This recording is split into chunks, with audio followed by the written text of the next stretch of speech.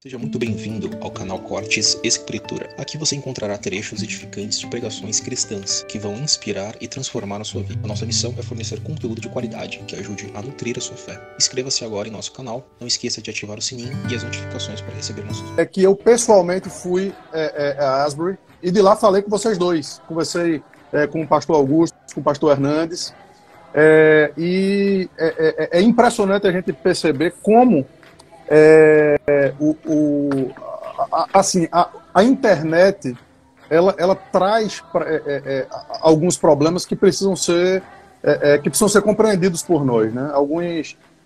Alguma belicosidade que precisa ser compreendida por nós. Então, exatamente para não simplesmente ficar ouvindo aquilo que é dito, a minha igreja aqui me mandou para lá para que eu tivesse uma noção exata do que estava acontecendo. E eu fui precisamente, não apenas aproveitar também um pouco do que estava acontecendo para a minha própria vida, para a minha própria edificação, mas também perguntar se essas coisas eram verdade, o que daquilo era verdade. E só um detalhe, né, de que tem se falado muito da questão de homossexuais e tudo mais, dirigindo o louvor lá.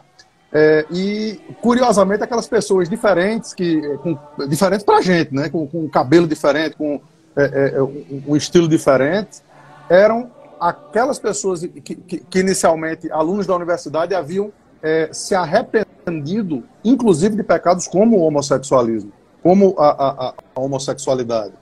Então, o que estava acontecendo ali não era nada necessariamente dirigido, mas os alunos da universidade que quisessem estar ali cantando e louvando ao Senhor eram convidados e podiam participar disso. Então, o que eu vi rapidamente foi muita conversão, reconciliação. Eu contei para Augusto, eu acho, a história de uma mãe e de uma filha logo na minha chegada, que há 6 anos não se falavam e que estavam ali se reconciliando. Alunos que estavam se reconciliando entre si, e a partir daí, então, o movimento não parou de crescer, até que a própria universidade disse, não, aqui a gente tem que parar para a vida continuar o normal, né? Então, o início foi absolutamente não planejado, o fim foi planejado. Eles disseram, a gente tem que acabar para que a gente possa dar continuidade à vida normal, né? Dar continuidade à vida normal. Mas agora o propósito da live em si, pastores, e agora? O que é que a gente faz a partir daqui? E como o pastor Augusto iniciou a live, eu vou pedir para Hernandes falar um pouquinho agora sobre esse início. Bom, primeiramente, Samuel, quero reforçar o que você disse. Não dá para explicar o que houve aí, você melhor do que Augusto e eu, porque você esteve aí, viu em loco, presencialmente, que aquilo foi alguma coisa ensaiada, planejada, feita pela agenda do homem, sem uma ação e uma intervenção direta do próprio Deus. Então, você esteve aí, o Elias Medeiros, o meu professor, concunhado do Augusto, amigo nosso, seu também, esteve aí. Pastor Valdir Reis, que é um homem santo de Deus, que é pastor aí na América, foi também. E a palavra de vocês três é a mesma, da genuinidade do que aconteceu. Se existe um fato ou outro lateral, que destoe, nós não podemos administrar isso. E isso não deslustra e não desfaz a obra de Deus. Agora, é claro que nós não cremos que você possa ter um avivamento com Ctrl+C, Ctrl+V. A mesma coisa aqui no Brasil, em qualquer lugar do mundo, que o resultado vai ser o mesmo. O avivamento é obra soberana de Deus, não pode ser agendada, não pode ser formatada pelo homem. Agora, princípios eu creio que podem ser seguidos. Qual o princípio? Quando eu estive em Quacisabanto, o Erle Stiggin disse uma coisa, perguntamos para ele, pastor, o que é avivamento? E ele nos definiu de uma maneira muito simples. Ele diz, avivamento para mim é preparar o caminho do Senhor para que ele se manifeste. Eu acho que nós precisamos preparar o caminho do Senhor, aterrando os vales, nivelando os montes, endireitando os caminhos tortos, aplanando os caminhos escabrosos, no arrependimento, na confissão de pecados, na volta para o Senhor de todo o coração. E então eu creio que Deus pode, ele é soberano e a obra de Deus é realizada por Ele soberanamente, mas precisamos e desejamos ardentemente buscá-lo em oração, até que o Senhor venha. Né? Quando o Senhor Jesus disse para aqueles discípulos lá no Monte Olival: permanecei na cidade até que do alto sejais revestidos de poder. O Senhor não diz: olha, fique uma semana, um mês, e até que. Eu acho que precisa ter esse senso de perseverança em buscar até que venha. Amém. Amém. Muito bem. Eu vou perguntar onde é que eu assino embaixo aí, né? O Hernandes falou.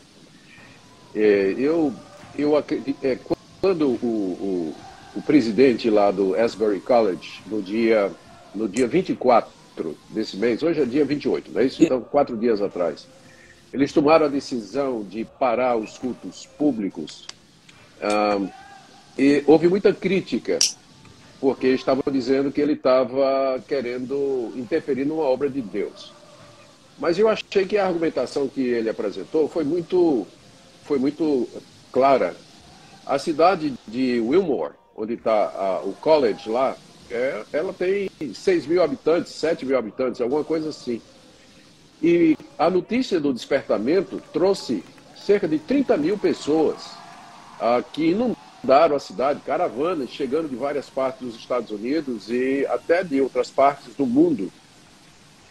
E isso durou por algum tempo e demandou dos alunos envolvidos, dos funcionários e dos professores, um envolvimento a ponto deles esgotarem as forças. E esse foi o argumento do presidente, quando ele disse: nós não vamos ter mais culto público, não adianta vir, que nós não vamos abrir as portas da capela, nós vamos retomar a programação normal de cultos às segundas, quartas e sextas, às 10 horas, porque não é justo o que está acontecendo. Quer dizer, os professores estavam esgotados, os alunos estavam esgotados, já há bastante tempo sem dormir direito, sem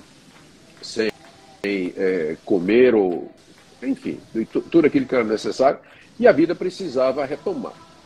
E ele disse que ele não via aquilo como sendo um parar da obra de Deus, porque o mesmo Deus que começou ali, ele começa em outro lugar. E é interessante que depois disso aí, não é? Nós hoje estamos no dia 28, ontem o Elias Medeiros, ele me enviou uma notícia interessante na igreja do conhecido David Platt.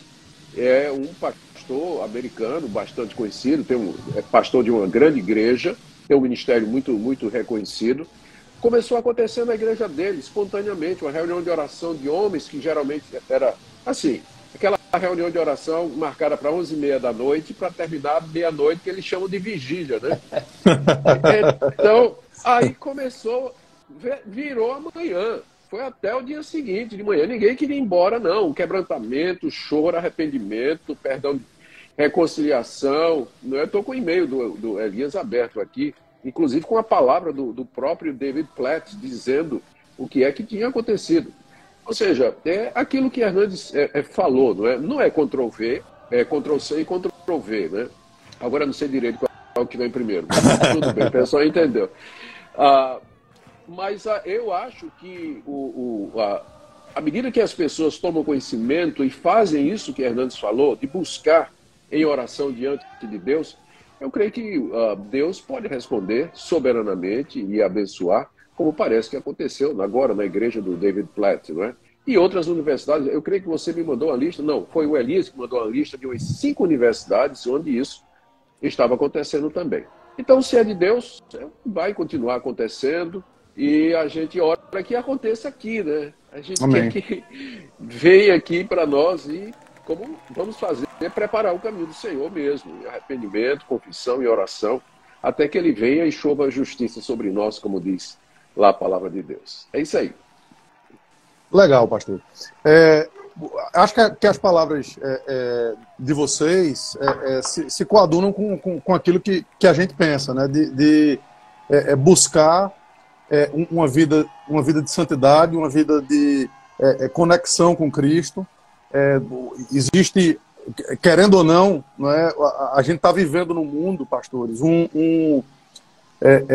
um momento sui generis, um momento em que as agendas e os governos e o sistema está oprimindo cada vez mais aquilo que a gente achava que ia acontecer com a gente, talvez daqui a muito tempo, está começando a acontecer. Palavras sendo cesseadas, ou seja, o cerco está fechando para a igreja, tanto no Brasil quanto nos Estados Unidos, e evidentemente isso é a tônica do que acontece no mundo todo. E pelo que eu vi, li e ouvi de vocês algumas vezes, grandes despertamentos acontecem em momentos de grandes crises. Grandes despertamentos acontecem em tempos de grandes crises. Foi assim, por exemplo, a Reforma Protestante, né, onde a Europa estava sendo massacrada pelas pestes, pelos desgovernos, e o Senhor utilizou, né, aqueles homens ali para trazer algo distinto. O que parece ser um pouquinho diferente, eu queria ouvir de vocês em relação a isso, é que em cada um desses avivamentos, vocês citaram aí alguns nomes, né? Moody, a Reforma são os reformadores, a gente tem Jonathan Edwards, a gente tem alguns Zinzendorf, a gente tem alguns nomes que vêm à nossa mente. E algo diferente aconteceu aqui, que a gente não tem necessariamente um grande nome ou algo assim. Alguém perguntou aqui, é uma pregação muito simples, aquela que iniciou esse processo todo, nada extremamente profundo e tudo mais. O que a gente tira disso? Laila, você pode começar. Bom, eu vejo nisso, eu quero aprender com Augusto, eu já tenho dito que ele é meu professor. A multiforme graça de Deus. Deus não... toda ação de Deus não tem uma forma de copiar. Ele age de forma diferente, em lugares diferentes, com pessoas diferentes, para o louvor da sua glória. Ele é um Deus misterioso, como diz lá no livro de Isaías, 45:15. Então, se eu pudesse compreender Deus, eu não seria o Deus soberano. Né? Verdade. E como Deus ele tem uma multiforme graça, ele tem uma multiforme maneira de agir. Né? Ele pode usar um pregador conhecido, como ele pode usar uma pessoa que nunca se ouviu falar. Eu acho que isso é maravilhoso, porque isso mostra que Deus não precisa de ícones, de figurões, de estrelas para fazer. Deus faz. Quando ele quer, a obra é dele. Ele pode pegar um menino como Evan Roberts. Evan Roberts não era conhecido no país de Gales. Ele era um jovem, tinha 26 anos, não era conhecido. Agora, o que é maravilhoso é que o que se destaca não é o homem, o que se projeta não é o ser humano, o que se destaca é o próprio Deus, é a própria obra de Cristo, a ação do Espírito Santo, e isso é que é maravilhoso. Aleluia. Hernandes, se eu posso corroborar com o que você está dizendo, isso que você está falando se percebeu lá em Asbury. Porque o presidente lá, o presidente do college, ele não permitiu, junto com os alunos, eles adotaram a política de não passar a palavra a nenhuma celebridade, não. Ele disse a celebridade aqui é Jesus. Então, tinha cantores famosos, parece que até teólogos, gente conhecida teve lá, mas nenhum deles, a eles foi passada a palavra, porque eles queriam exatamente evitar isso, não é que você está falando, que a coisa acabe centralizada no homem, que ganhasse publicidade, ou alguém tirasse algum proveito, que não falta quem se aproveite, né? Para poder tirar, se promover, ou sair bonito na fita. E lá em Asbury, foi uma das coisas que me convenceu de que ali tinha a mão de Deus, foi que eles não queriam glória nenhuma, nem para eles, nem para ninguém, a não ser para o Senhor Jesus Cristo. Amém. Isso me impressionou. Amém, isso mesmo. Excelente. Então, acho que quem foi lá, eu também conheço muita gente que foi, pessoas mais desconhecidas e que foram lá para pegar uma palhinha, ver um pouco do que estava acontecendo, sentiu algo diferente. E a pergunta, pastor, é o seguinte: Augusto falou isso aqui claramente. Espero que isso aconteça no Brasil. Hernandes nodeou a cabeça, dizendo, a gente está buscando e tá orando por isso. Né? E como não é um Ctrl-C, Ctrl-V, eu acho que há exercícios espirituais, Hernandes já começou, já pincelou isso logo lá no início, mas eu queria que a gente mastigasse isso um pouquinho mais. Né?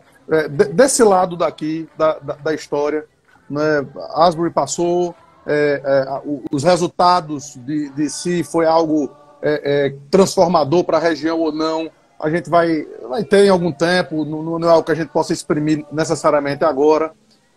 Entretanto, essa busca, pelo menos em mim, acendeu esse desejo. Senhor, age mais desse jeito, faz mais isso, traz mais consciência de pecado, traz mais perdão, traz mais arrependimento para mim, não é? E para as pessoas que eu pastoreio, não é? E para aquelas pessoas que caminham junto. Quem sabe para o nosso país, quais seriam esses meios de graça, esses exercícios, não é? Que a gente podia, além, evidentemente, a gente, Augusto citou aí a vigília, né?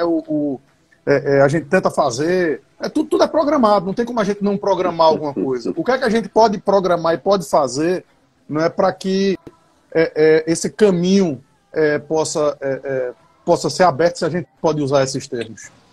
Bom, se eu puder começar, eu vou começar fazendo uma sugestão, Samuel, para você desativar os comentários aí da live, porque Pastor... tem gente que não tem civilidade, nem cortesia, nem educação, nem amor cristão.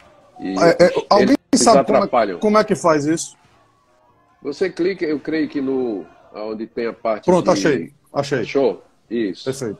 Pedindo desculpas aí aos que estão realmente acompanhando, que gostariam de participar nos comentários, mas sempre tem gente que não tem essa... Aliás, é uma coisa que me deixa intrigado, Hernandes e Samuel.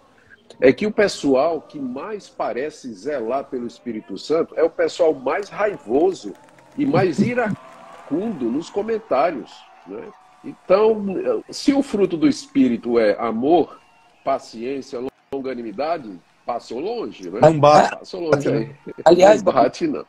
Aliás, antes do seu comentário, pegando uma carona aí, o que me marcou no sermão que foi pregado na capela sobre Romanos 12 foi quando o pregador levantou essa questão de que devemos preferir em honra. E ele diz, olha, esse amor é bonito, mas ele não é real na nossa vida. Verdade. Nós teremos uns aos outros em honra. Então, às vezes, você está dizendo aí, às vezes tem um discurso religioso tão bonito, tem uma pomposidade tão eloquente, ou tem uma retórica de tanto zelo doutrinário, mas quando vai expressar, até numa live, escrevendo aí um comentário, às vezes a pessoa tem uma outra postura, uma outra atitude. Né? Eu acho que isso é esse que precisamos de avivamento.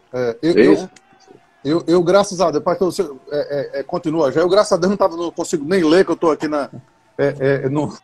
então, realmente não estava lendo o que estava acontecendo. Mas eu costumo dizer o seguinte, pastor.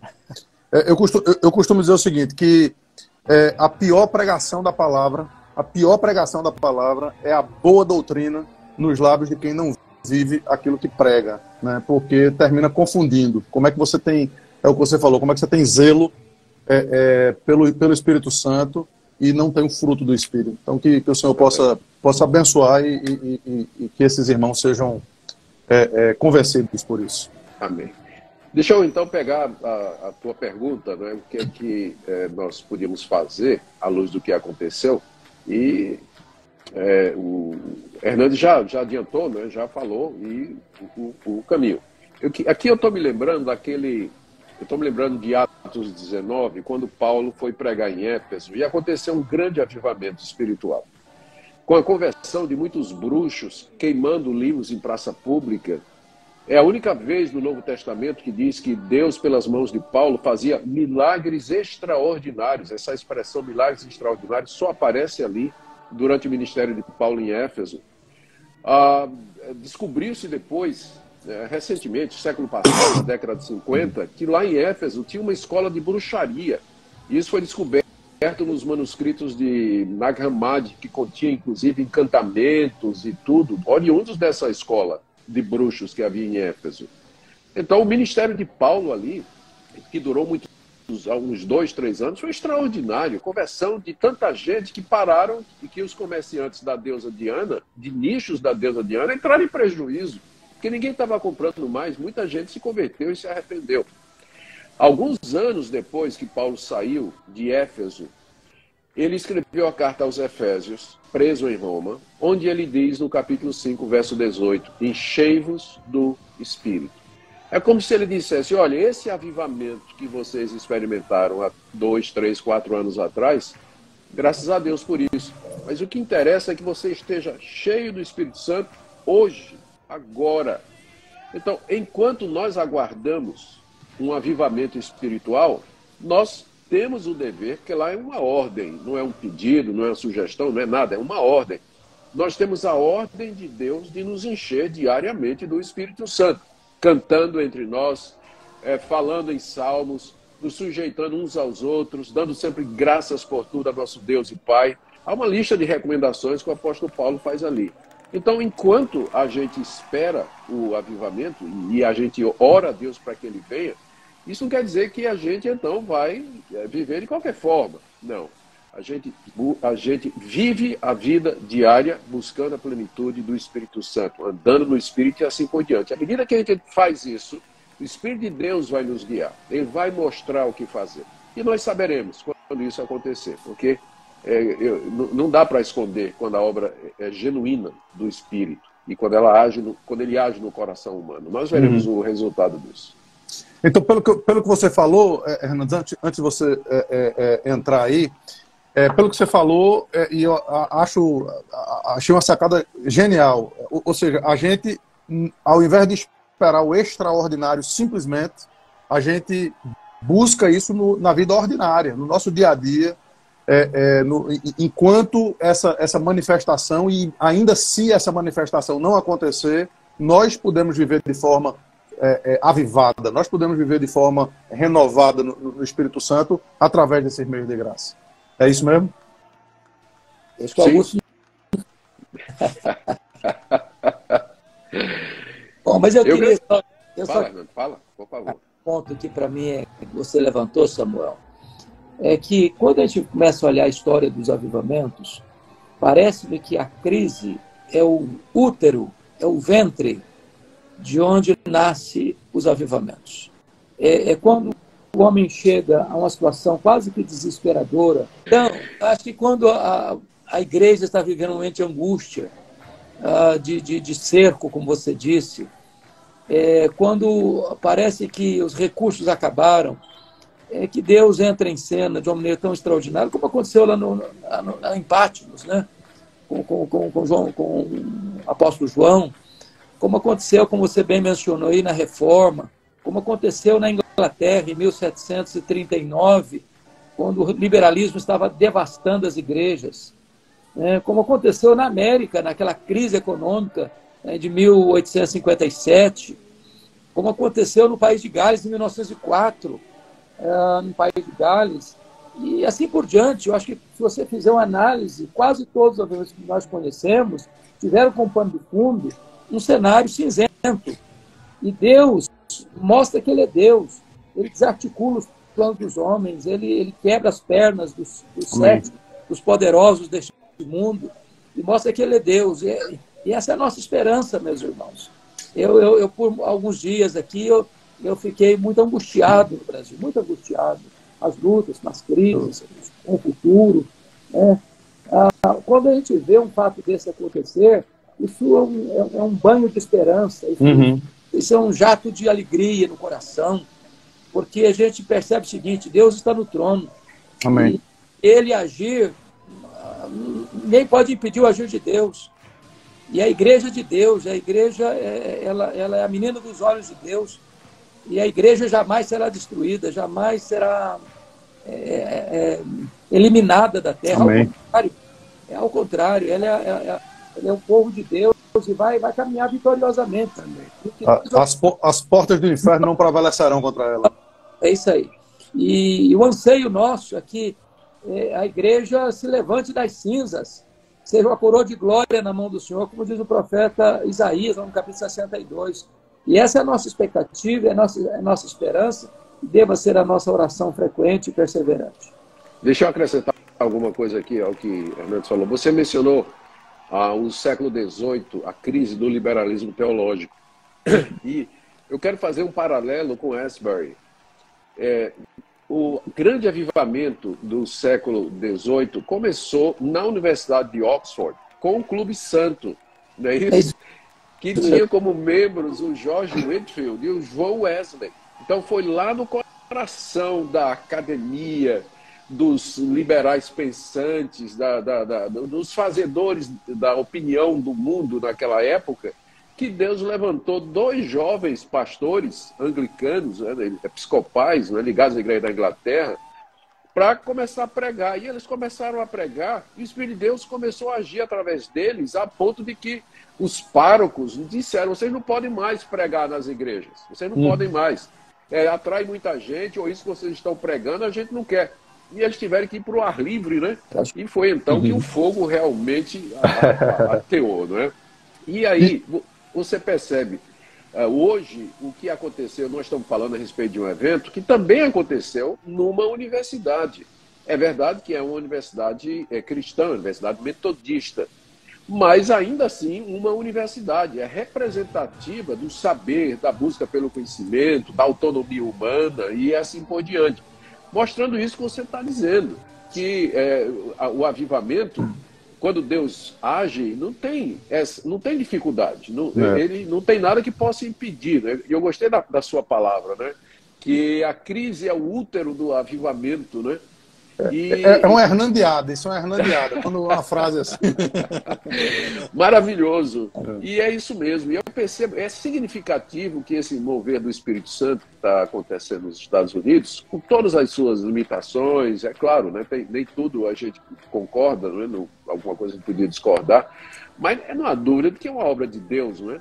E que está acontecendo principalmente nas universidades. Talvez uma coisa importante ressaltar, aquilo que Jonathan Edwards foi chamado de teólogo do avivamento, todos os avivamentos podem ter aqui e ali algum desvio, excesso, como teve lá na igreja primitiva. Né? Você infiltrados. Os infiltrados, Ananias e Safira. Você encontra lá em Samaria um Simão mágico. Né? Você encontra lá em Pafos um mágico, Elimas. Jesus. Jesus. Então, o fato de ter um infiltrado querendo corromper, querendo distorcer, querendo desacreditar a obra de Deus, não deva levar a gente a achar que jogar tudo fora, né? A famosa adagem popular, jogar a criança com a água da bacia fora. O pastor, e é interessante a conversa, né? Porque pastor Augusto citou duas figuras que não pensavam em muitas coisas, eles pensavam divergentemente em questões doutrinárias. Está falando de Whitefield e de John Wesley, né, que são duas pessoas com linhas teológicas completamente diferentes, e que nós, junto de alguns outros irmãos que estamos lutando e orando por avivamento, que pensamos diferentemente em algumas áreas, possamos aprender. Não é? Acho que Augusto Nicodemos tem um livretozinho fantástico chamado Onde é que deve estar a nossa tolerância, né? Onde a gente deve ser intolerante e onde a gente deve exercer a tolerância bíblica. Amém. Isso aí. É uma das coisas que marcam o avivamento, é exatamente isso aí. E uma das coisas que o presidente do Asbury College disse foi que isso aqui não é um movimento wesleyano, não é metodista, não é presbiteriano, não é pentecostal, não é batista. Nós não estamos colocando nenhum rótulo nisso aqui, porque nós estamos centrados naquilo que o Espírito Santo está fazendo: quebrantamento, transformação de vidas, conversão, reconciliação e a exaltação de Jesus Cristo. E a mesma coisa aconteceu nos grandes avivamentos históricos também. Embora o Wesley e o Whitefield eles tivessem pensamentos diversos, mas eles estavam unidos no mesmo propósito. de anunciar o evangelho àquela nação. E o Whitfield, inclusive, foi aos Estados Unidos, né? Encontrou-se com Jonathan Edwards e tudo mais. Mas o alvo deles era fazer isso. Quando Mark Lloyd Jones, 14 vezes ele atravessou o Atlântico para pregar a palavra de Deus. E veja coisa interessante, né? Quando a gente sai, quando a gente vai para os extremos, dos quais nós podemos estar inserido em um deles, né? A gente, em nenhum desses avivamentos, talvez a reforma tenha sido uma exceção nisso que eu vou dizer, você não tem nem a ênfase necessariamente no extraordinário, por assim dizer, em milagres, em dons, em prodígios, coisas que caracterizam os continuistas, os irmãos mais pentecostais, mas também você não necessariamente estava vendo ali, não é, uma lupa minuciosa dos pontos principais da doutrina e tudo mais. O que estava se buscando era um relacionamento com Cristo e um retorno a esse livro, a essa palavra, que antes de nos fazer, creio eu, antes de nos fazer desejar que o intelecto venha para mudar um pouco mais amplamente a nossa cosmovisão, deve falar profundamente ao coração da gente para que a gente busque essa intimidade com Cristo. O que vem a partir disso aí é consequência. E que sejam boas as consequências. E que desejemos a doutrina. E que desejemos crescer no conhecimento de Deus. Mas a gente não pode imaginar que um negócio que começa com um bocado de jovem que nunca leu uma confissão de fé na vida, né, que já esteja dentro dos moldes que a gente, que a gente imagine que seja a coisa certa. Né? É isso aí. Coisas que marcantes, que o Mark Lloyd Jones coloca numa das suas obras sobre esses dois líderes mencionados aqui, Augusto e você. Alguém, na época, lá tentando tirar uma casquinha entre os dois, jogar um contra o outro, chegou para George Whitefield e perguntou: o que você acha do Wesley? Ele respondeu assim: eu acho um dos homens mais santos que eu conheço. Eu gostaria que ele pregasse no meu funeral. E pregou. Aí perguntaram para o Wesley: e você? O que você acha do George Whitefield? Você acha que você vai encontrá-lo no céu? O Wesley respondeu: não, acho que eu não vou encontrá-lo no céu. É mesmo? Não acha? Não vai mesmo? Não, acho que não. Por que não? Acho que vai estar tão perto de Deus que eu não vou chegar perto dele. Então, um tom de brincadeira que o Mark Jones coloca, mas que expressa essa questão de amor, de respeito, né? E essa ideia, às vezes, de... É por isso que eu pedi para ver vocês dois aqui, já que eu não vou poder encontrar muito por lá, eu encontro por aqui mesmo. Essa ideia de arrogância e soberba espiritual ou teológica é um perigo muito grande, porque o fato de a gente ter convicções sólidas é uma bênção. Temos essas convicções. Mas achar que só nós fazemos parte do reino de Deus é uma soberba espiritual que não é admissível. Isso apaga o Espírito Santo de Deus. Verdade. Infelizmente, a gente viu muita crítica descaridosa, né? Havia preocupações, é claro, e a gente deve ter preocupações para que a verdade de Deus subsista, não é? Mas eu vi muita crítica descaridosa, tanto da parte de pessoas que queriam ou que enfatizavam a questão das manifestações extraordinárias, como do outro lado, pessoas que queriam que fosse mais doutrinário, gente perguntando, pode ter avivamento entre wesleyanos, já pensou nesse ponto, né? Esquecendo completamente da história, né? Da história pregressa dos avivamentos. E coisas dessa natureza. Como eu disse aqui, é curioso, pelo menos isso ficou claro para mim. A contradição de pessoas que parecem zelar pelo Espírito Santo e que são extremamente raivosas nos seus comentários, nas suas críticas e nas suas reivindicações, tanto de um lado quanto do outro. E eu desconfio muito da verdadeira intenção ou da motivação de pessoas que fazem críticas assim, em assuntos como esse, quando deveríamos usar de caridade e sabedoria para tratar uns com os outros. E principalmente que todos, pastor, pelo menos a grande maioria, é de ouvir falar, né? Não é de ouvir falar. Eu gostaria de encorajar os jovens que estão nos assistindo, que estão aí na lida acadêmica, se ainda não tem um clube bíblico aí na sua universidade, na sua escola, quem sabe você, jovem cristão, pudesse liderar um grupo de oração aí na sua escola. Segundo, de encorajar os nossos irmãos pastores a terem nas suas igrejas respectivas um tempo especial de reuniões de oração, de vigílias de oração, buscando o avivamento espiritual. Eu creio piamente nisso, que quando, usando novamente as palavras do nosso querido Mark Lloyd Jones, que quando um graveto seco pega fogo, até a linha verde começa a arder. Eu aguardo ansiosamente isso, Amém. que um possa encorajar o outro e, de repente, nós vermos aqui no Brasil o que foi dito da América certa feita, que a seara estava em chamas. Quem sabe nos visite e esta nação tão sofrida possa arder, não com fogo estranho, mas com o fogo do Espírito Santo de Deus. Amém. Amém. Muito bem. Obrigado, Hernandes. Eu não tenho... Minhas considerações finais são essas aí, suas, viu? Eu só tenho que dizer amém, perguntar onde eu assino embaixo.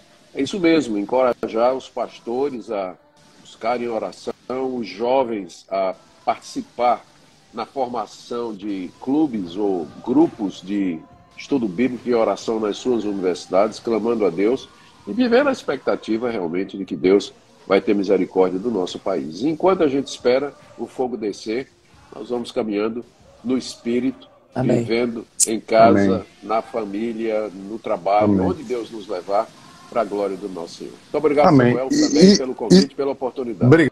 Obrigado, irmãos. E só, se eu puder trazer uma última consideração, é que todos possam buscar uma igreja local aonde esses dons e a palavra de Deus, a oração possa ser incentivada, né, e a centralidade de Cristo seja de fato vivida, né? Aqueles que amam o noivo devem amar a noiva também e buscar a participação, e não só a participação, como também ser bênção numa igreja local.